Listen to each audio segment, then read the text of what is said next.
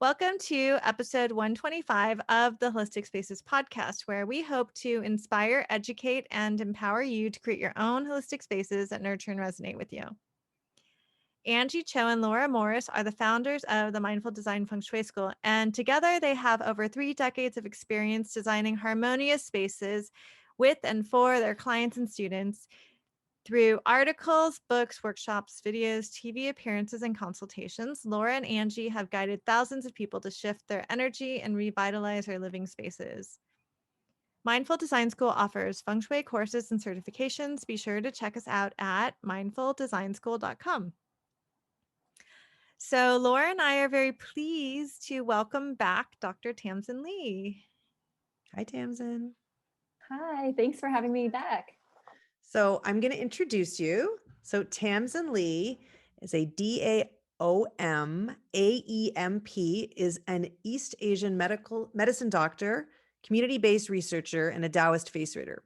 She is the founder of Influential Point, an online social venture organization leveraging digital media to amplify BIPOC voices in the health and wellness space.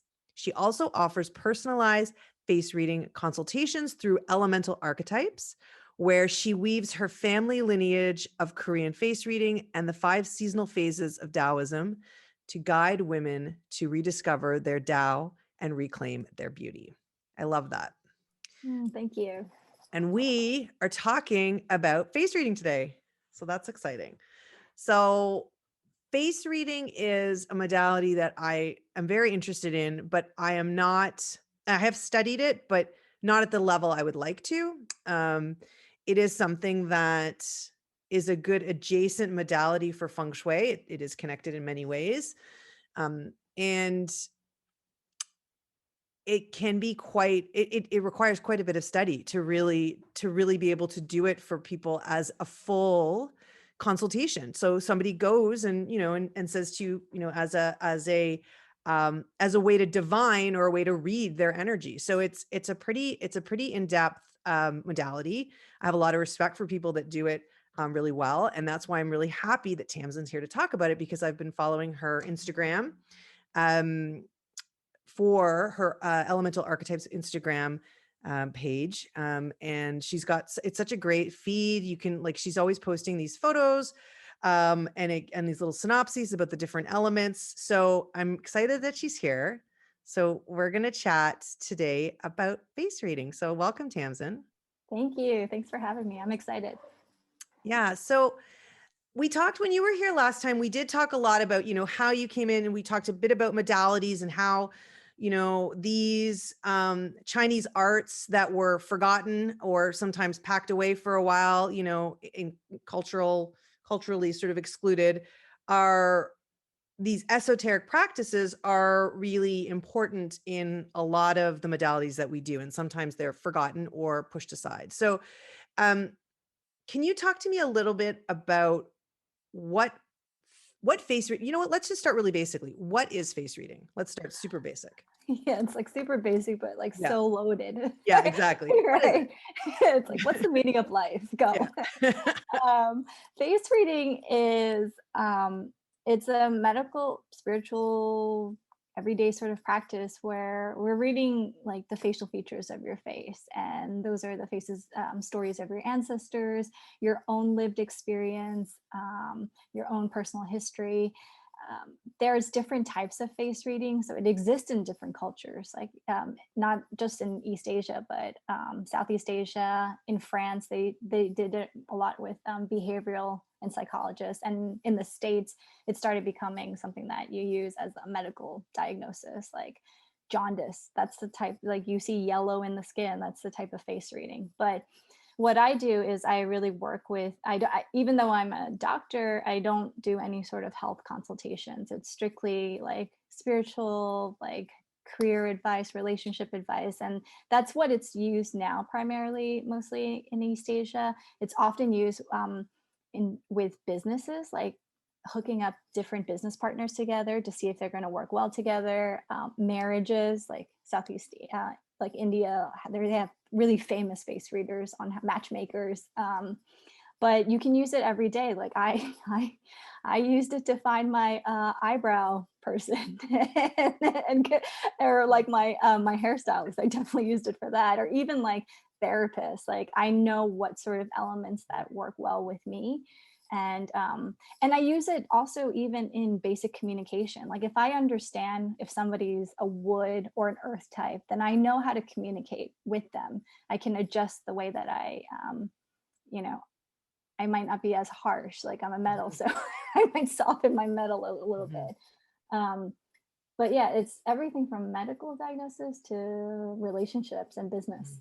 So yeah, I mean, it's similar to a lot of these modalities, especially modalities where we're plugging into the elements, the five elements, where you're using it as a way to gain information or awareness, as I like to say, rather than, you're gaining, it's all information and awareness about yourself or about others. And you don't want to ever, you don't want to be judgmental. You want to be discerning, and you want to be, um, you know, uh, kind of see it from all sides as well. So it is a really, it's a great tool to use. And in feng shui, because we use multiple modalities, it's such a nice, it really does dovetail in with what we practice all the time.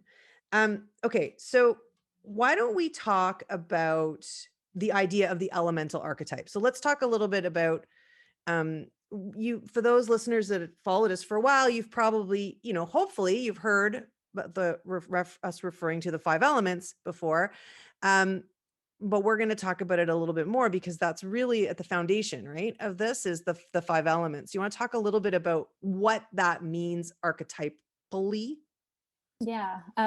Maybe we should also say what face reading is not. It's not like fortune telling. I'm not a psychic. Like I don't know what's going to happen to you in next year. I can see how you've behaved in the past, and from that behavior, give you ideas of how things might turn. But I think that's one of the biggest misconception. And so when we think about the elements, each element is related to a season. It's related to a sound, emotion, spirit.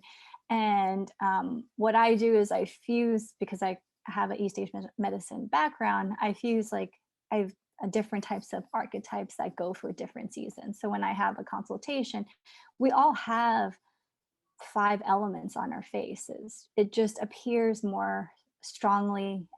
Certain elements might come out more strongly at different times in our lives, whether that's a conscious decision or a subconscious decision. But most what I see is we all have like a primary and secondary element, and then other people might have more, and people who've really gone through a lot of stuff and have worked and are really in a place where they have their original face, their authentic face. It's like it's beautiful. You see all five elements working in harmony. And so it's all about balancing, like what are your strengths and what are your weaknesses or challenges. And each element has kind of their broad general type, like the way they behave, the things that they like, the way they think. Yeah. Yeah, it's um it's a really a nice way to understand people's energy. I mean, really it comes down to that, right? And as you were saying, sometimes people are like, well, what am I going to get? Why would I use this? Sort of, why would I use this? And I obviously want to hear from you. And when people come to you as a practitioner, and they're your client, what are they usually coming for you to get, and sort of what do they walk away with? And I mean, I think, not to speak for you, but it's probably quite similar to feng shui, because feng shui again isn't fortune telling. It is, but it is a way to gain information and really reveal things, patterns, things that might be coming up for you over and over again. It also imbalances in more of a behavioral way, like, oh, you've got a lot of wood, or you're very stuck in your earth right now, or you need to, and then saying, okay, so we know that now, what can we do to sort of balance that out? Or asking questions allows you to ask a lot of questions too to clients and say, does this happen, has this happened? And that's what I love about the practice, is both practices, is that there's this back and forth, and this real co-creation of where you're taking this. Like, what do you want to do with this information? So for you, when a client comes to see you, what do you find that they really get out of it? That's the real benefit for them. Oh, I love this question because they come to me because they're typically in a transition in their lives, whether it's career, relationship. A lot of them is like, I just feel stuck. I don't know what to do. What they get out of it is really, when I say reclaiming beauty, it's reclaiming your whole self. It's reframing these personality traits or behaviors that we've been told are not good traits, and offering them like a different perspective, because there's no real good or bad in East Asian medicine. It just is. We attach so much emotion and like stories behind these words, right? So one example is metals are known to be perfectionists, and they love things organized and in boxes, and they love beautiful things, and they have very good expensive taste. And so they come off kind of elitist, and they're very reserved with their feelings. So put all that together, it just like people have a misconception of them, and they come off cold or elitist or classist because they like beautiful things, they dress a certain way, they behave a certain way. But what really is metals are very sensitive people, and they're incredibly compassionate because they're so hard on themselves that they understand what suffering feels like. And so they've built a lot of compassion for other people. But metals also, when I say beauty, like they're drawn to beautiful things, like it's not because they're materialistic. Like nature in itself is beautiful. That's the idea of perfect beauty, perfect harmony. And that's what metals are drawn to. It's that type of like, when things aren't placed right, it's because it's not beautiful, because it's not perfect, like how nature is perfect, you know? So what I love working with patients is really having them own these traits that they have that are good traits, and then working with other things they might not feel comfortable with and offering a different perspective. But I don't want them to leave the consultation thinking that they need to behave differently. It's more like own what you have, and the more you do that, the more empowered you have, and then the more there's less questioning, and people will just accept who you are because people can see that. Like, I love that because I'm pretty metal, and I think metal gets a bad rap sometimes. metals will say that, yeah. Yes, definitely. But actually, what you said totally resonated with me because one of the first things I learned so we also, Laura and I practice 9-star key, which we have to have another call about that sometime. But 9-star key, my primary element is 6 metal, which is yang metal. And one of the first things my teacher, Rosalie Principali, told me about 6 metals is she said, never criticize a 6 metal as a child because they are so self-critical. And they're very hard on themselves because the idea is that they really hold themselves to a really high standard and the rest of the world to a high standard that no one else can really meet. So that really always resonated with me. Also, I don't know if you've read, there's a book called The Key, and it's No. about 9-star key. Yeah, you might be interested in it if you're interested in 9-star key. And he gives some, the author is Takashi Yoshikawa, I believe. And, I'll get that in a second and make sure I'm referencing the right name. But he gives a tip for every elemental number. And for the 6 metal, he says, basically something like if somebody asks for an apple, you should give them an apple, even though you think they need a peach. And that, like, I think sums up the 6 metal. I love that. What's your number, Tamsin? Sorry to go off. I know. I can't remember. I feel like it might be a 4. Type in your year of Yeah. birth in the chat, and then I'll look it up, and we'll get back to you on that. Yeah. Yeah. Yeah. So I think, the practices are so aligned in that way. And that's why I love them so much, just because, when people come to us with feng shui, I love that the way you've framed this practice for you is really about finding your beauty, because for us, it's really understanding your spaces around you and not being like, we have a lot of people that are really, they come to us, clients, potential clients, they okay, I'm really scared of what you're going to say about my house, and you're going to say it's bad, right? And you're going to tell me I have bad feng shui. And I don't know, I'm sure that's come from a place where people, they're when there are rules around things, there's obviously good and bad, right? But that's the practice. That's not how we practice. And our practice is always, meet people where they are, show compassion, be flexible. And really, for me, it's about saying, hey, when this and this and this, and asking a question, not saying, hey, did this, you should never do that, or that's bad. It's really just opening up a dialogue between you and the client. So I love that it really is about appreciating your own life or your own face, like in face reading. So it's really, they really are very closely aligned, the practices, because well, they had very similar, foundations and lineages. So it makes a whole lot of sense. So We're also like, as women, we're so hard on the way yeah, our whole we exist because of how we look. Like, that's just how society has created us. So it's like yeah. even more difficult. And And as you how your age, house looks, and oh how your yeah, house yeah, our looks. house Like looks right. both, like how you look at Instagram. Instagram is either how hot you are or how amazing your house looks, right? Like it's the Yeah, two main ones, right? yeah. So it makes total sense that people would feel this level of shame around it, when really not understanding that, like, I was taught, and this is, I know I don't want to get into specifics on face reading, because people are probably going to want to know this, and we're not going to do that. If you want to know specifics on your face, go see Tamsin. So, but what I will say is, we were taught when we were when we were learning this in school, that your nose in the center of your face is your tai chi. It's like it's your center of power, right? It's really like where it's where everything comes together, like, because it's literally the center of your face. And so the bagua, the center, it's where it connects everything, your well-being, your unifies everything.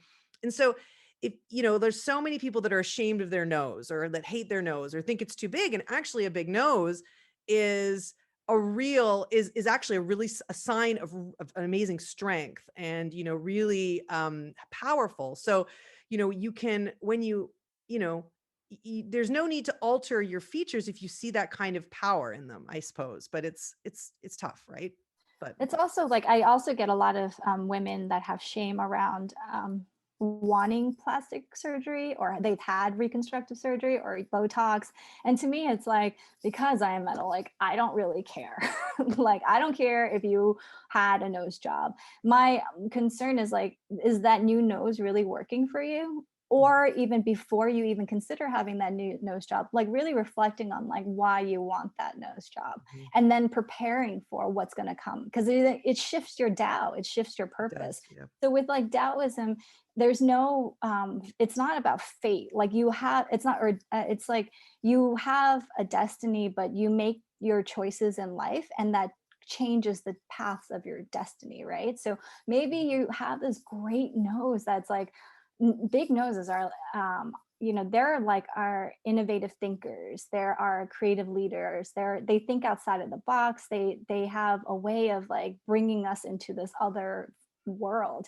And but sometimes you might not, because of your other lived experiences, you might not feel comfortable in that spotlight. That's a lot of pressure to like bring society into a new world. Yeah. And so if you feel like, you know what, in this life, like, I'm just not ready for that, and then that leads you to having a nose job, then maybe that's like a way to alter your destiny. And then you have to figure out like what your new nose represents. And Mhm. sometimes like it works, and sometimes they miss it. And then they have this energy of like, I want to change the world, but nobody takes them seriously because they have a really cute little nose. Mhm. Mhm. Yep. Yeah, and it's interesting that you said that, and we say this in feng shui too, when we talk about personal chi. So face reading and personal chi is very closely connected. I mean, how you walk through the world and act and exhibit. I mean, your personal chi is directly, when we talk about personal chi in feng shui, we talk about an element. So, oh, when you do that, it's very wood, or when you do that, it's wood out of balance, or when you do that, it's earth, or this and that. So we always are, when we are reading people's chi, beyond just the face, just general, that is part of the practice as well. And, I think knowing that over time, sometimes you show up metal, sometimes you show up wood. I mean, things in life shift you, and shift your energy in the way you move through the world. Like you were saying, because your features change, right? So, they're changing, and and so people don't know that you can actually change certain parts of your face too. yeah. Um, like eyebrows are, very, people, I film, I didn't do it today though. I realized I didn't put makeup on for everyone. When you spend a lot of time like doing such beautiful eyebrows, like I love all these. I wish I hadn't plucked my eyebrows as much as I did in the 1990s. Can I just say, when it was really cool to do that, because that is wood. Like that's a very strong kind of standing up for your, in your, and just being really strong. And so now they're not horrible. Like I fill them in and stuff, but even just filling them in, it gives you that same kind of energy, right? You can change. Totally. Yeah. I love makeup. I think that's a great way of playing with different elements and then using different types of makeup, like even contouring. Like I love drag queens too. That's an example of how to use makeup to create this different persona, to really play and then show up in the world in a different way. And so, like, if you I often, like, my clients are really they're business women typically. Like they have their solopreneurs. And so if I'm working with a client that's shy and that just doesn't feel comfortable around public speaking, but they want to do it, they just have to build that courage. I tell them, like, fill your brows really bold, like, or even like I have thinning eyebrows, so I got microblading, and that will give this impression to, and this will like use your liver energy to like show up much more authoritative. And it's almost like faking it till you make it. Like sometimes you have to fake it for a little bit and then figure it out. Yep.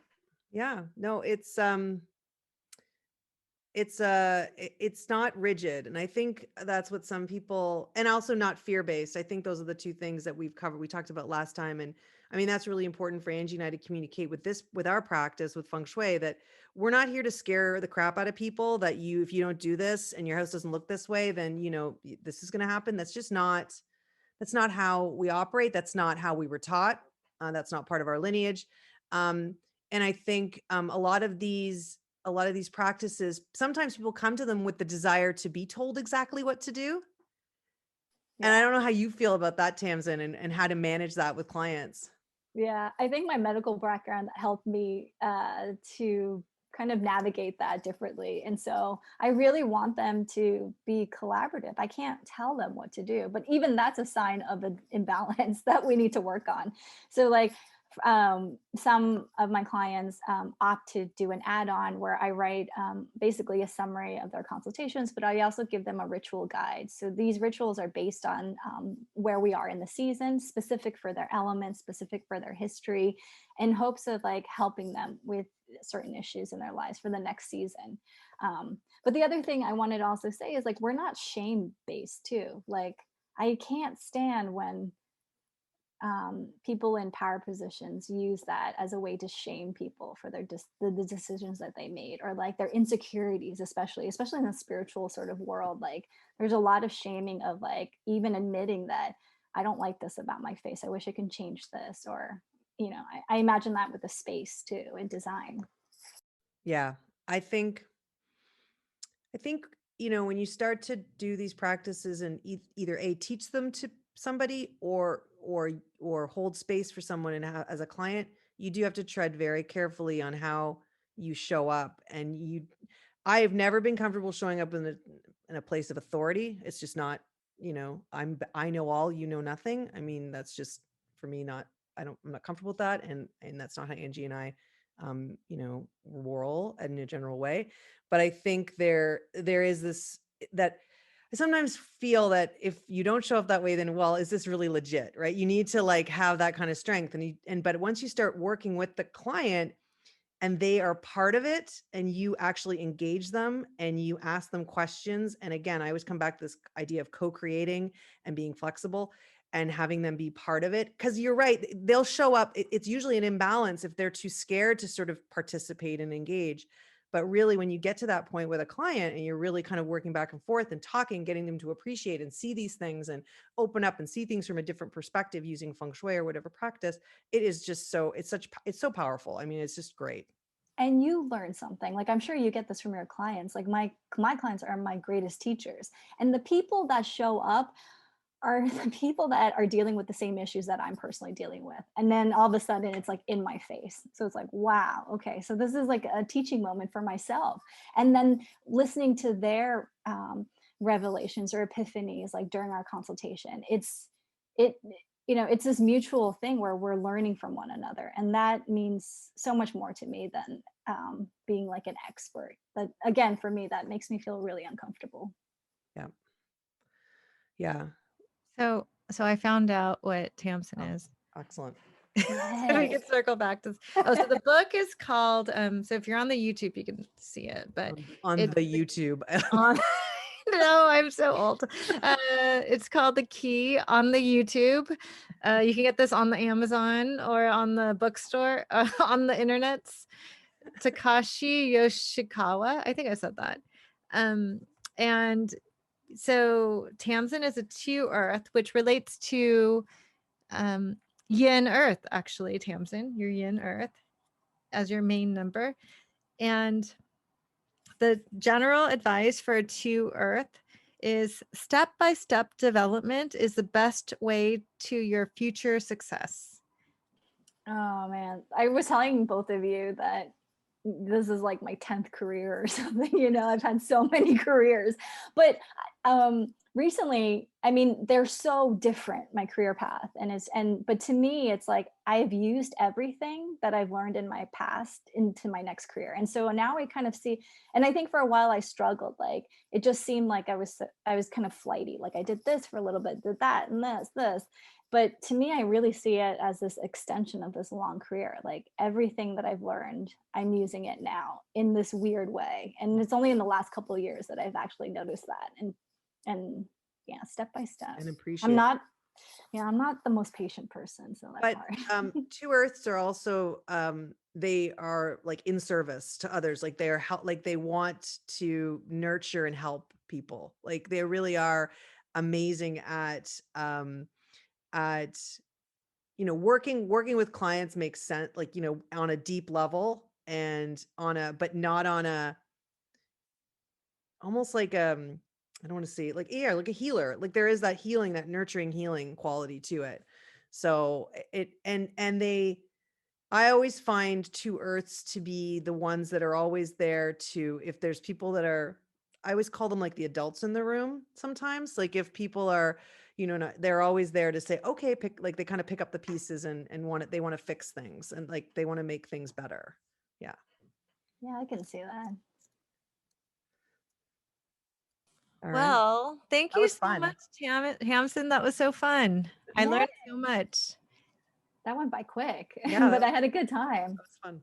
You know what we'll do for the we're going to have a blog post for this too. So in the blog post, maybe because I know we talked about a couple of the elements, maybe we'll just do a little takeaway for each of the 5 elements so people can just have a little flavor of it. But we didn't want to get into like, details. Cause honestly, if you find this interesting and go see Tamsin, go to her Instagram feed and that's where you're really going to learn a lot, because you don't want to, it's fun to sort of dabble and dip your toe in of all these practices. But if you have really deep questions, go talk to Tamsin.